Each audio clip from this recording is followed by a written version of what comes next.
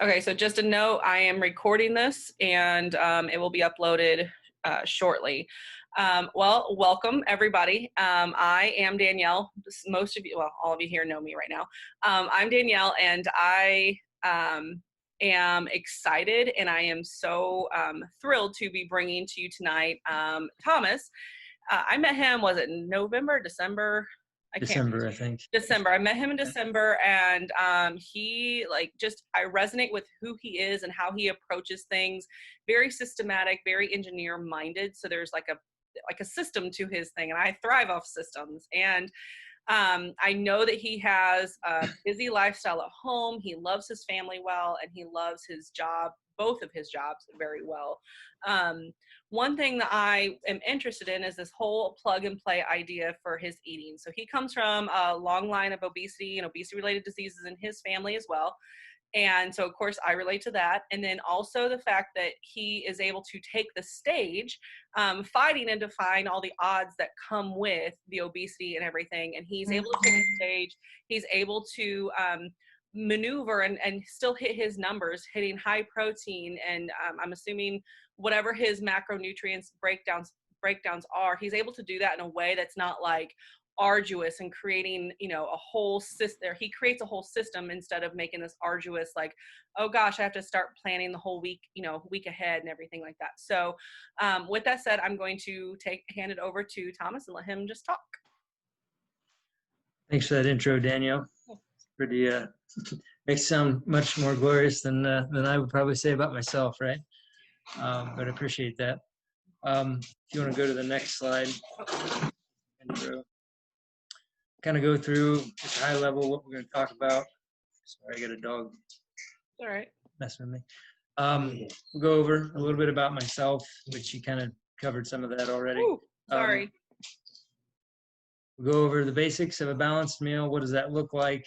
Most of us probably understand what that is to a certain degree, but a nice visual illustration. And then where do we go wrong when it comes to building our meals or planning for our meals? And then I'm going to go through several different approaches that people have for planning out their meals. And that's where we'll kind of dive into plug and play meals, what that means, what my approach is. Kind of it's fairly simple. I try to keep things very practical, very simple, and it's more of a mindset on how you think about something, more so than something really complicated or technical. Then we'll go over some meal prep hacks, because who doesn't like meal prep hacks? Measuring and weighing, pros and cons. Do we need to do it all the time? That sort of thing. What kind of conclusions can we draw from everything I talked about? And then follow it up at the end with some question and answer time. So about myself, I've been married to my wife, Jennifer. She's in the upper right-hand corner there, and I guess technically the bottom. 16 years as of July. Father of two boys, Thomas and Arthur. Thomas is 6 years old. Arthur's 2. They obviously keep me very busy. Same with her. I am an engineer for Caterpillar. Have been for the last 8 years. And then I'm also the owner and creator of Lifestyle Design Nutrition, my nutrition coaching company just launched this year. Technically, I've been coaching over the last 5 years when it comes to nutrition. Doing a little bit on the side physical sort of training for people, probably longer than that. I've competed as an NPC amateur for the last 5 years or so, fairly successfully. And then just kind of a couple noteworthy things there. Coached my wife to 3 national powerlifting records and 2 different organizations and 3 different state records. She darn near got a world record, but they kind of gypped her out of that, but it's okay. So diving into the basics of a balanced meal, I'm sure some of you may have seen an image like you see on the right, where it's kind of how to structure your plate, right? When most people think of this, they get kind of rigid. They think, oh, well, I have to have this bare bones sort of meal where it's like, if you know or have heard of bodybuilding types, it's the chicken, rice, broccoli, right? And it just gets very monotonous and boring. And so you really don't have to stick to that. I mean, this is just something to keep in mind so that over the course of a day, over the course of the week, you can find ways to keep yourself in balance, right? So if one meal happens to be heavier in fat and protein, that's okay. Just average it out later when you go back and you eat another meal later. Just make sure that you amp the other one up. So roughly the balance of the meals, quarter of it should be protein, quarter of it should be complex carbs, grains. Think of your brown rice, your pastas, your breads, things like that. And then about half your plate should be veggies and fruits. I'm sure most of you, like I said, have heard of this. This is, like I said, literally the bare basics, the bare bones of a balanced meal. You're not going to get this every single meal. So don't beat yourself up and don't try to hold yourself to it, because then your creativity is really going to be stifled, right? And really, when it comes to adherence and being successful at eating or planning, it's got to be food you love. If you don't love the food, you're not going to enjoy what you're doing every day, and you're not going to stick with it. You'll fall off the horse or just give up. And that's really just kind of the point of this, is just to kind of give you the basics, to say, here's what it looks like. Now, we can go into the reality. If you go to the next slide. Where do we go wrong when it comes to meal plan? I'd say, most of the people, my family included, growing up, we focused a lot on carbs, fats, and sugary stuff. Processed foods in general, one, because it's cheap. Two, it's quick, usually. A lot of times it's already, like I said, pre-processed, pre-cooked. So some of that I'll get into later, that's why the plug and play meals work well, because you're taking a little bit of that process time out. So, but I'll get into that.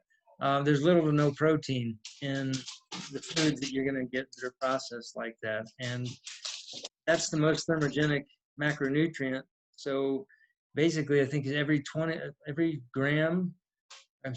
calorie is 20% of that is going to go to your body's going to take to actually burn. So you technically get away with eating a little more of that than you do other macros, because it requires more energy from your body to burn it. So, and plus you feel more full. It's just going to be, double whammy. We like to rely on fats for cooking. That was a big one in my household growing up, was, putting in the Crisco or canola oil, stuff like that. We'd even have, for pancakes, we wouldn't even have syrup. We'd use the, what was it, the corn syrup.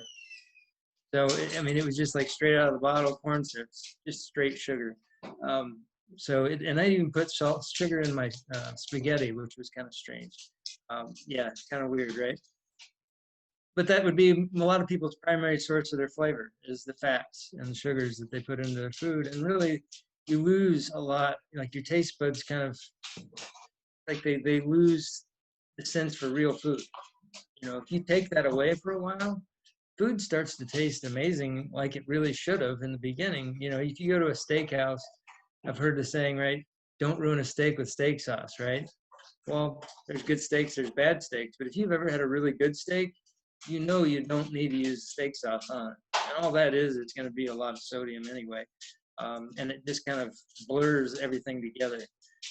So anyway, the other thing is believing that eating healthy means that we have to eat boring, plain foods. If anything you get from this and it resonates with you at all, I can't stand eating boring, plain food, and you shouldn't either, right? That's not the point of creating a lifestyle. What Danielle's coaching, what I coach, it's about creating a lifestyle that you can sustain for the next 20, 30 years.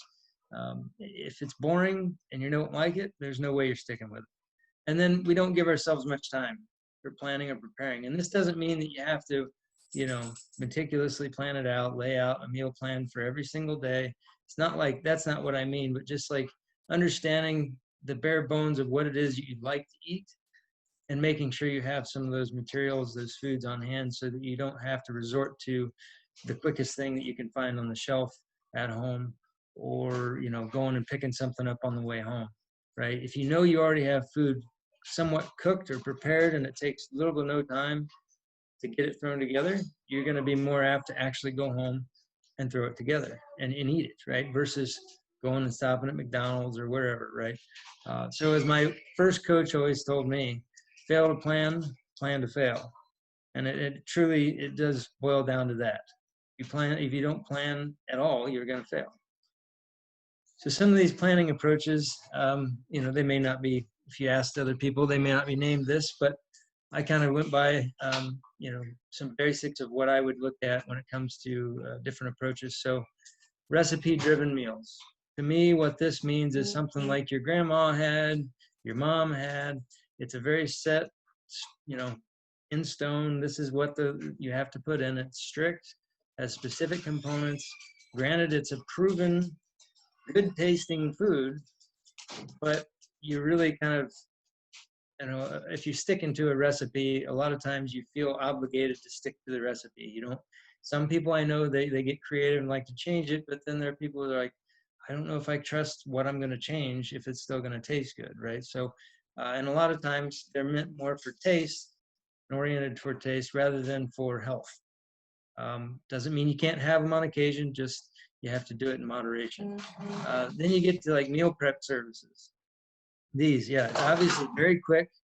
I'll say they're very expensive, especially if you do this with any sort of regularity. But it's great if, like, say you're traveling and you don't have, you want to have food on hand. That's really awesome. But I'll say they're typically not custom tailored. And what I mean by that, some may disagree with me on this.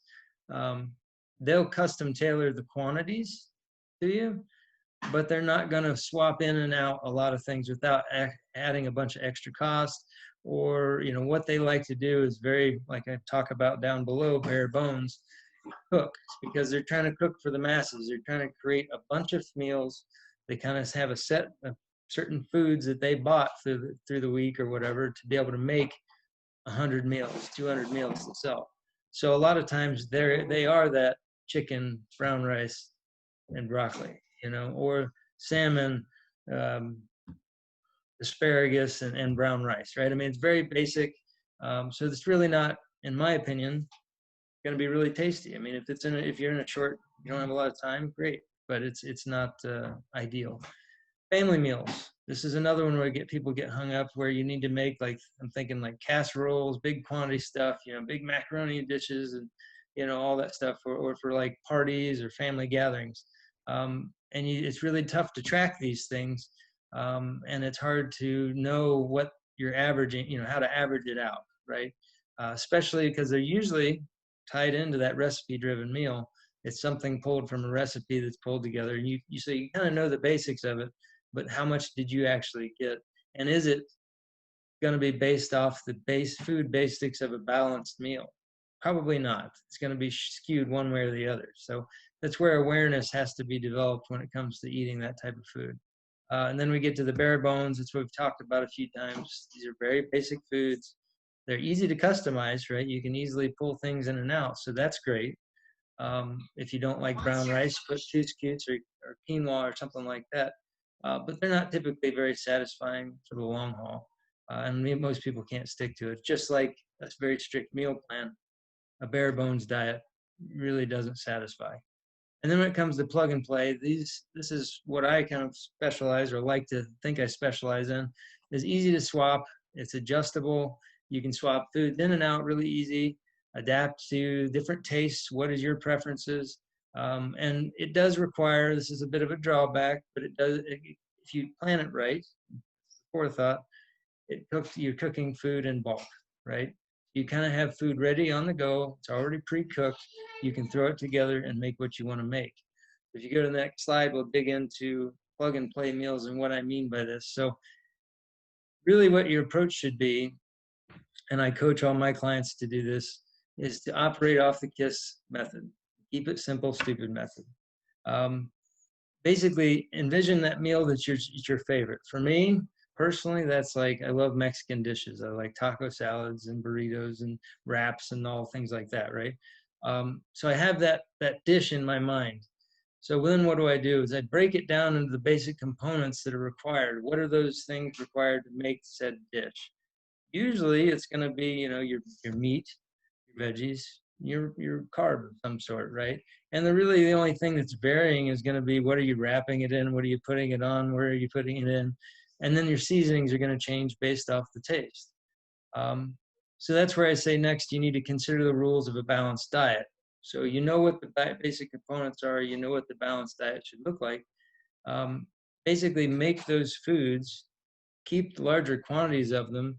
They're already cooked, and average out portions, right? So if you say, for instance, you want a casserole or something that stores well, just cook a larger quantity, and then over the course of a couple of days, if you ate it, it took 3 days to eat the whole thing, you know what you had in it. So the average, whether or not you got it in that specific moment, the exact quantity is not going to matter.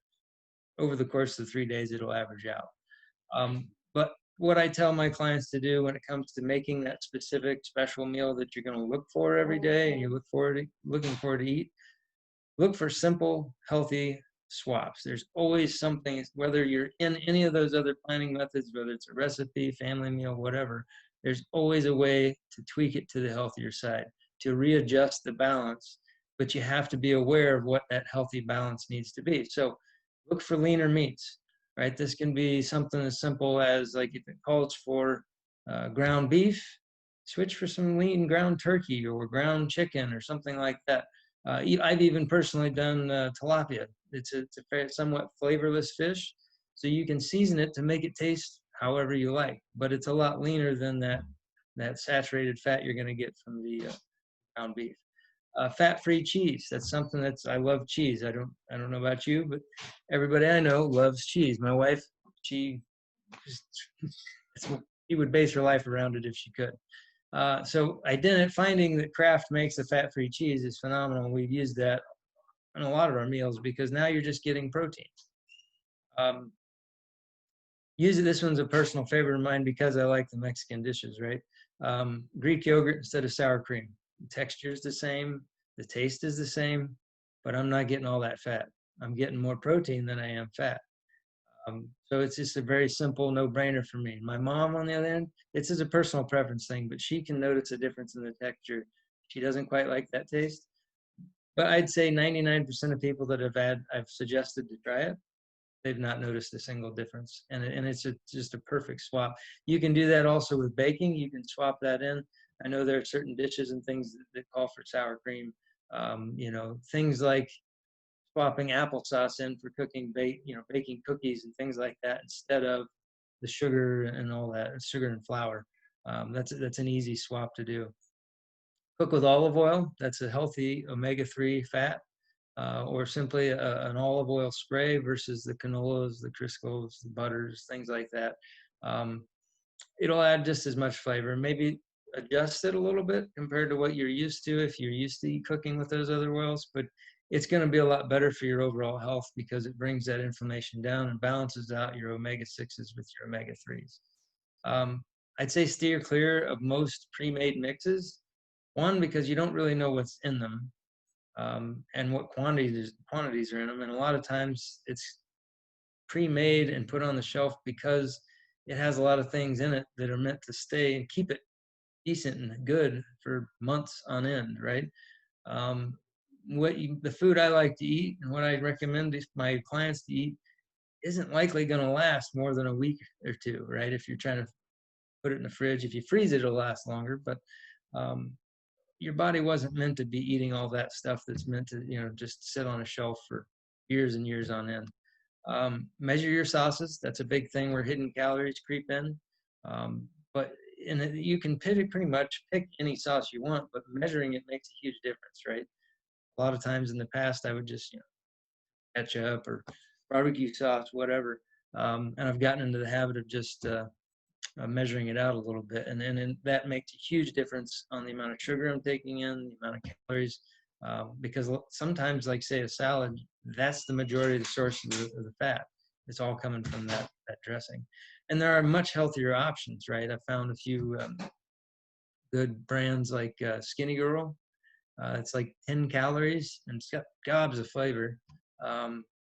Annie's has pretty decent dressing. I personally like Italian dressing, like Kraft, stuff like that. Another one to good amp up your taste or flavor for me was I always like salsa. I mean, I don't know about anybody else here, but I always liked the red salsa. Well, then I discovered the green tomatillo salsa, right? And when I need a little bit of, kind of keep things, because I don't salt a lot of my food, and would try to maintain that sodium level just to try to keep homeostasis for my body. Um, I'll put in some salsa, and I just love the flavor. I mean, I could eat just about any meal I have with salsa.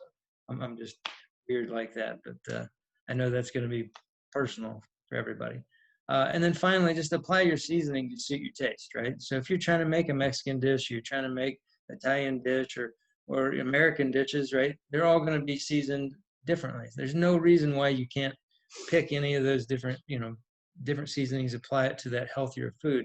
So a lot of these meals that you're going to prep, I'll say most of the time, the protein, like I said, is really low.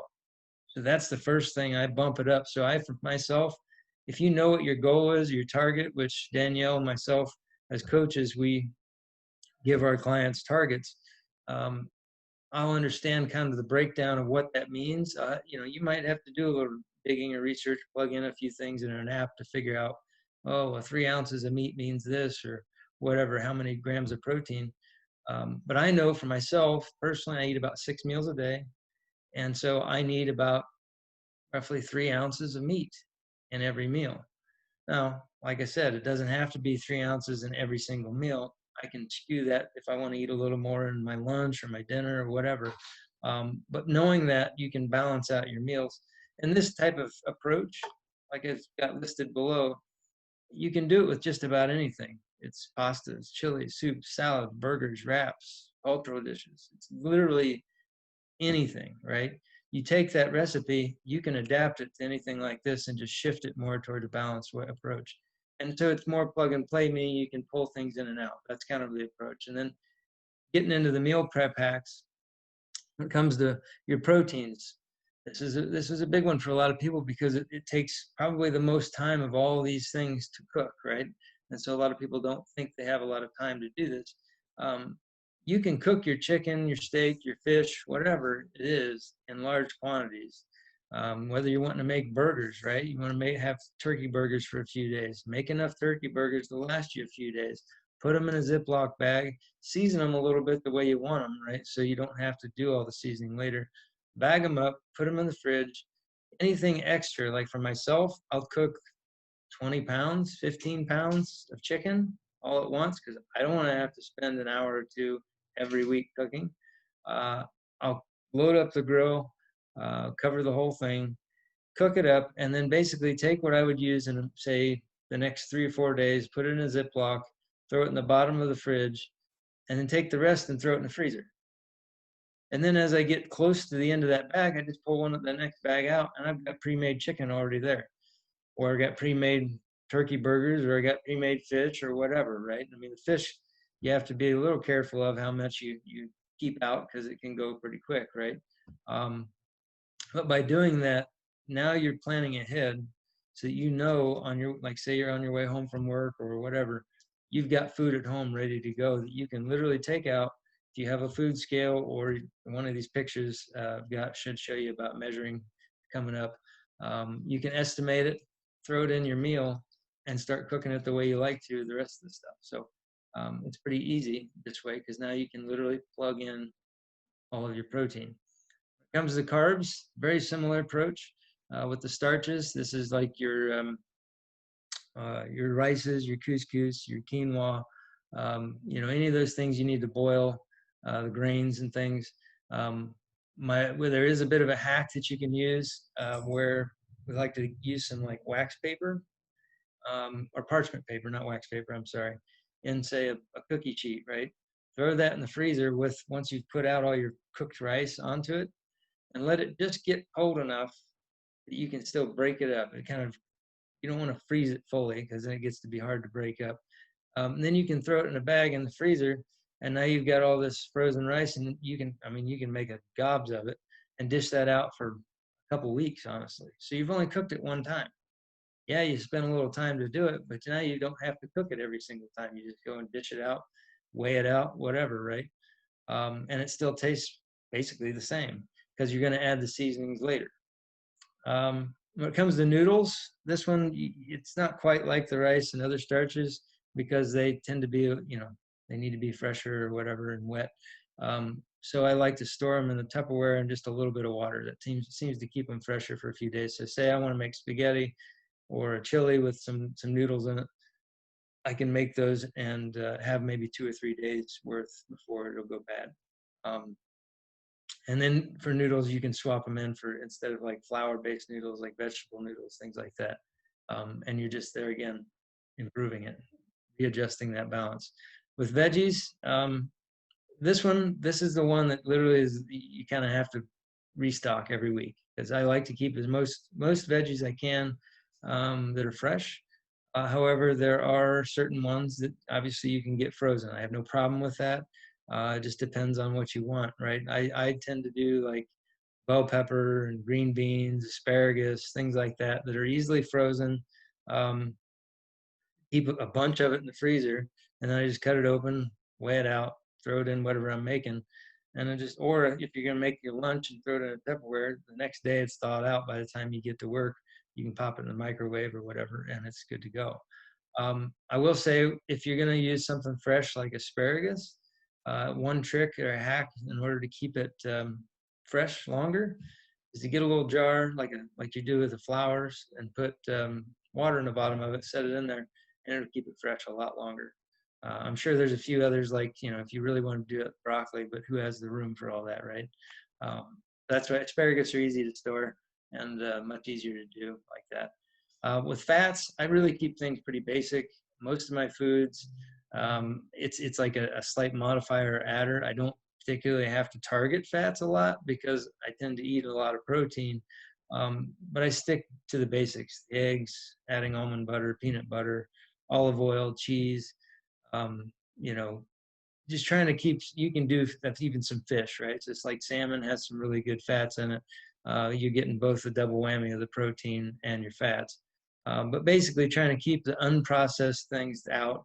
So if you think about it, in nature, there's nothing that ever in nature comes as both a sugar, sweet, and fat, right? That's all processed. So if you see both those ingredients in a product, that means that you should probably stay away from it, and your brain's going to think that's a superfood. In reality, it's just empty calories. Whereas this, if you look at the label, it's only going to show that particular ingredient, right? Um, Now, saying all this, I know some of you probably thinking, my gosh, I don't have time for weighing and measuring everything, right? It gets to be a pain, and a lot of people don't have that kind of time. And I myself, when I'm prepping for a contest, I'll measure everything out because I know I need to be on point, and I'm going to be up on stage in front of a bunch of people exposed, right? So I need to make sure I show up the way I need to. However, most of us are not going to be that way. And I myself, when I'm not in prep mode like that, I don't need to be that specific or that strict all the time. So like I say here, there's a time and place for both. It depends largely on your goals. How strict do you really need to be at that time? Like, how much weight do you need to lose? How close are you to your goal? What kind of calorie budget do you have? Like, if you're eating 1,000 calories, you're probably going to have to be a little tighter on the reins versus someone who has 1,600, 2,000 calories. They've got a little bit more budget to spend, so that little bit of variation is not going to go as far out of control, right? And if you're on a time-based goal, then like I said, for prepping, you're going to have to be really strict on keeping things tight. So estimation, those are good things for people with little time. Say you're out traveling, you need to eyeball something. We don't bring our measuring cups with us or our food scale to the restaurant, right? Not to a family outing or holiday, you might be looked at kind of funny. But like weighing, it's very accurate, necessary to hit specific targets consistently. That's when I would recommend the weighing all the time. Up in the right-hand corner, this illustration just shows there's a lot of illustrations out there if you look on Google that kind of give you some examples of, say, your protein. Around 3 ounces or so, 4 ounces, depending on how big the size of your hand is. The palm of your hand is going to equal about that much, right? So depending on how often you're eating and how much protein you need to hit, that would be one I'd prioritize, that you at least visually estimate if you don't decide to weigh. Servings of vegetables, fist, that's about I think a cup. I can't really see the image. It's roughly a cup, half cup, something like that. Carbs, the cupped hand, right? So if you were to put out the palm of your hand, holding it up, That's going to be roughly the amount of servings of starchy carbs you're going to need. And then for the fats, it's like one thumb, right? That's pretty small because it's so calorically dense. It's literally over 2 times the calories per gram for every gram of fat. So you have to keep an eye on, keep that in mind. And that's why when you get your targets, it's going to be a lot lower than say your carb quantity might be. But basically, I would say you stick to, if you're going to measure things out or weigh things out, and you get, say you don't want to do it all, I'd measure my protein. I weigh that out. It's pretty simple. It's really quick, especially if it's already cooked. You can just throw it on the scale, just like I have the image down below. And you know for sure you've hit your protein for the day because it's literally the most important one to hit every day. Carbs, you can weigh those out because they can get a little out of control, but it's mostly when they're calorically dense that I'd be more worried than say your vegetables and things. If you want to estimate things and you don't have a lot of the time, I'd say your veggies and fruits. It's a lot easier to just estimate visually. I know myself when I'm making a salad. I mean, I'm kind of a rabbit in the sense that I like big salads, right? So I'll just kind of, oh well, that's about a cup or so of spinach, rip it up and just start, half a carrot, and because really there's not a lot of calories in those foods. There's more nutrients in those foods, and odds are you're not going to overeat those. I've never heard of anybody getting fat off of eating too many apples or too much spinach, right? That would just be a ridiculous amount of spinach to try to eat that much. So in the end, though, if you're in doubt, measure it out. That's going to provide you the awareness you need so that long term, you know what where you are relative to your goal. But there are moments where it's okay to just estimate. So in conclude, we're going to go over some conclusions of all the things I said. Really, the best approach to planning your meals, it's literally the one that best fits your lifestyle. It's not the one that I do. It's not the one Danielle does or what any one of my specific clients does. It's each person is very individual. You kind of have to find what works for you. Plug and play meals and prepping can really be adapted to fit pretty much any lifestyle, in my opinion. It just takes a little bit of planning ahead. Make sure you got the food on hand that you can throw into whatever dishes you decide you think you're going to want to eat for the next week or so. But a lot of this all revolves around developing that awareness around your food. And I know myself and Danielle both coach, definitely building that awareness, right? That's key to everything we're doing, and finding that sustainable lifestyle is having the awareness around what you're eating. And then all approaches, literally whatever you look at, they're all going to have pluses and minuses. They're not one is going to be perfect. You may find that something I said really rings true with you. Another thing I said just really doesn't, and that's okay. But I could just go back to point one. It's the best one that fits your lifestyle. It's not what fits mine. The key, though, is to balance out your intake over the course of the entire day or over the entire week. That's why we have the macro missionary tracking app that we provide your clients. They can use that to look at their intake for the week and their goals for the week. It doesn't necessarily mean that every meal has to be that perfect balance. But in the end, you just got to find what works for you and crush it.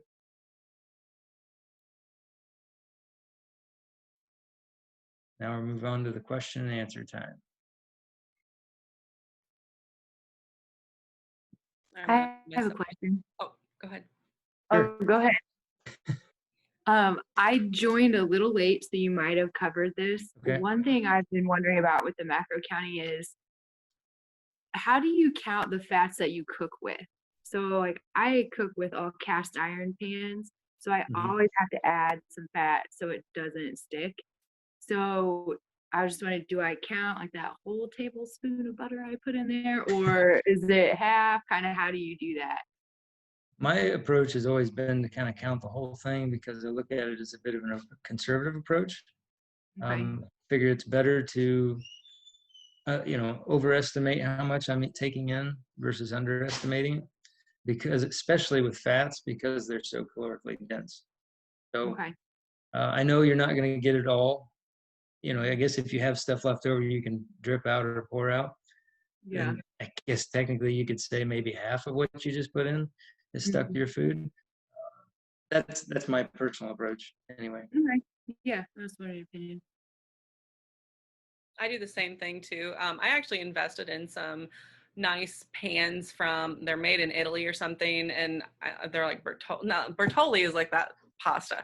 Anyway, it's something that's made in Italy. I totally messed that up. Bertolli, nice. Um, but they are so nice. I don't even have to put any oil in the pan to even fry an egg, and is it graphite? I think they're graphite.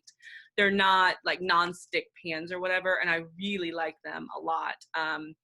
And only if I need the extra fat do I add, like you said, the spray oils and stuff. Pardon the interruptions. That's just my life right now. But yeah, I just do the spray oils in the pans if I want or need that extra. Gotcha. Could you Yeah, send that link or wherever you bought your pans from? That'd be great. Sure can. Cool. I'm just going to speak up and say I learned a couple new things. So thank you. I really liked the idea that you said, you know, like on that page, we had like the different kinds of like how we meal plan or whatever with like recipes. I never thought of it that way, but recipe driven really is flavor driven. Like we're seeking that flavor. We're seeking that, the emotional connection to that food, whether it's a flavor that we're used to, like you said, grandma's recipe, like we're seeking that nostalgia, and nostalgia is an emotion, and it's not. So I really liked that, and I liked the reminder. This is something I forgot about, like making bulk things like casseroles and things, and that is my 4-year-old son hitting the doorbell. Oh my gosh. I like that you said that it may not be stirred in evenly or perfectly, and that it averages out over the course of the time you've eaten it. I'll be right back. Sure. Story of my life. I'm back. What does KISS mean? Keep it simple, what? Keep it simple, stupid. Stupid. Yeah. Okay. And I'm not saying that towards anybody. It's just more of a, you know, a goofy saying to try to keep it simple. Thank you. Yep. I liked how you also brought in like, so my favorite food's Mexican too, and there's like no Mexican food in Ohio, but anyway, that's another story. I love Mexican food, and I love that you incorporated like the ethnic foods and things. Something I didn't know, so like at Trader Joe's they have this they had the frozen rice that's already pre-steamed, and I didn't know how they got it to be not so clunked together. I love that. I use a rice cooker every week. I didn't think about ever saving that and how to get that, you know, so it wasn't a big chunk. Yeah. So we've tried it a couple different ways. My wife and I, she's done black beans this way too. Like you cook them in like a slow cooker. Yeah. She'll put them out on just a big cookie sheet, and she'll throw them in. And if she leaves them there and forgets about them, it becomes a big giant sheet, right? And you got to break them all, and they're almost like peanut brittle, right? And they're so hard. But what I've tended to found is I'll throw them in a bag so they'll cool off. I'll put them in the fridge, and it gets some of that moisture out, right? Yeah. And let them cool off and get chilled first, then throw them on the pan on that cookie sheet, and then just throw them in, maybe get them in an hour or two. At that point, you want to take it off before they're brick hard, because then you can throw them in a bag in the freezer and they'll stay separated, and they'll be granules rather than big clumps. Makes sense. So not only did you teach us how to meal prep well, but you gave us some money saving tips today too. Doing my best. I don't know. I need to go back over these slides too, because there's so much in there that I feel like for me, when I had the surgery and things, I did order the meal prep company ahead because I knew I was not going to be there. But I liked that the ideas of the different options, that different stages or different seasons I'm in, that would be a great choice. You know what I mean? I liked that a lot. Yeah, they definitely keep their options pretty balanced, I'd say. And you can ask them specifically, like if you know you have a certain protein quantity you need and you don't need all the, you know, or salmon, like for one, right? We know it's very calorically dense because of the fat. Ask them for a portion size. That's great. But I would say long term, personally anyway, it just wasn't going to be the greatest fit for me lifestyle wise. It's just good for a time. Right. I like that. Does anybody else have any other questions, comments, concerns? Thank you so much for being on here tonight, Thomas. Like, I'm so glad I showed up to the webinar because I learned some new things. So thank you. That's what I love about our community is that we can continue to learn from each other and share the wealth and knowledge because we all have the same mission of having whole body health. So Absolutely. thank you so much. And you have a great weekend. Thank you. Yep.